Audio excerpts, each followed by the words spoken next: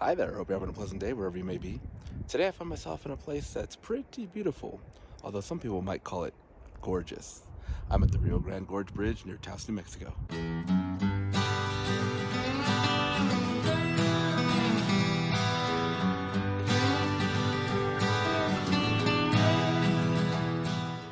The Rio Grande Gorge Bridge is located about 10 or so miles northwest of the town of Taos, New Mexico, which itself is in northern New Mexico.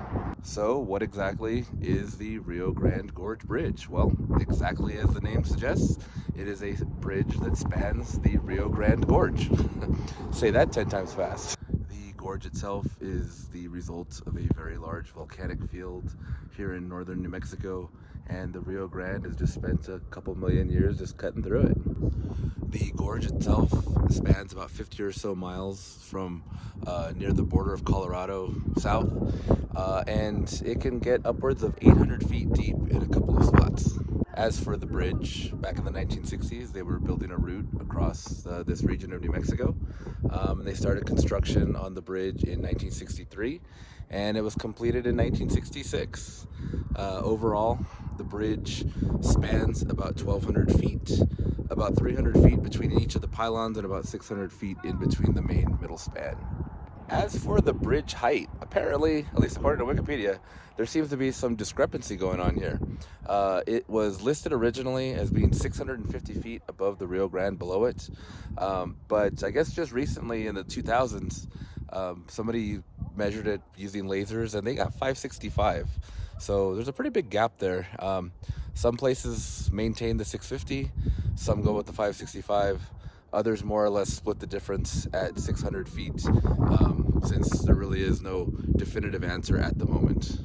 This bridge is currently the 10th tallest in the United States.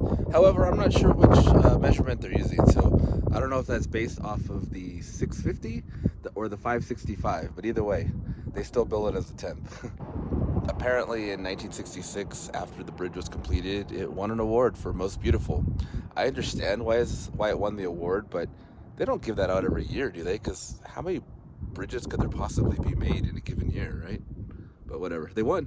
Congrats to them. Now, unfortunately, as is often the case with large spans like this, suicide is an issue here. They do acknowledge that. They have a couple of crisis hotline boxes on the bridge itself. They have one at the start of the span, near the call box on the eastern end of the span. There's a couple of little memorials to people that I'm assuming perished as a result of suicide from the bridge. So just kind of a sobering reminder as you're taking it all in. As far as visiting here, it's actually really easy. Like I said, it's about 10 or so miles outside of Taos, New Mexico on US Route 64. There are signs on the road that tell you, oh, the bridge is like 7 miles away. So it's well marked. And then once you get here, there's actually a rest area on the western side of the bridge. It is a regular rest area with restrooms, picnic tables.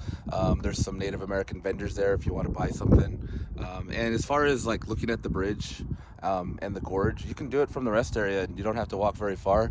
You can get your fill from there and go on with your day if you'd like. Now, if you do want to walk the span of the bridge and get better views of the gorge, it's kind of this weird like quasi, hey, we want people to visit, but we don't want people to visit, because there's really no pathway from the rest area to the bridge. You have to kind of like follow the worn path of other people and then just kind of climb over the barrier to get onto the sidewalk. And then once you start walking on the bridge, there's a decently wide sidewalk. The traffic is going decently slow because the speed reduces as you're crossing the bridge. There's a couple of little pull-out spots where you can kind of step out and look down anywhere from 650 to 565 feet, since the jury's still out on that. It's a long way down. Once you get over to the other side, I mean, there's really not much over here, just a different angle of the bridge. But you can kind of tell that long ago, this was probably where people parked on the east side, because it's relatively flat. The vegetation's kind of gone. But I think in order to get everybody corralled into one spot, they got them all to the rest area and put up some barriers to keep cars from pulling over and parking. It also has a no vendors thing, so I think it's just they want to just keep people from cluttering this area at the edge of the bridge. And in one of those things that I found just as I was going back to my car in the parking lot, there's a trail that goes along the west rim of the gorge here. So if you walk a short distance, you get a really great view of the bridge. If you're more inclined, it's a 9-mile trail if you want to go down to, I think it's another bridge actually. This took me like 3 minutes to get to. What a view. Now, it is illegal to throw things from the bridge, which it shouldn't even need to be illegal. That should be a common sense thing. But one of the reasons is because the gorge is used for recreational activities, whether it be fishing or whitewater rafting and things like that. So you don't want to hit anybody, you know? Why would you want to do that? When it's all said and done, it's just a bridge spanning a gorge, but it happens to be a beautiful bridge and it happens to be a beautiful gorge, so that's why we come to look at it. Me personally, I liked the view from the side of the rest area because you get the backdrop of the mountains, and today they happen to be kind of snow-capped, so overall, really nice view. Well, that does it for this one. Thanks for joining me on this trip to the Rio Grande Gorge Bridge. Hope you found it interesting, hope you found it informative, and maybe it'll encourage you to come check it out yourself. With that said, I guess I'll see you on the next one. Also, this is kind of funny. They're like, hey, watch your own kids.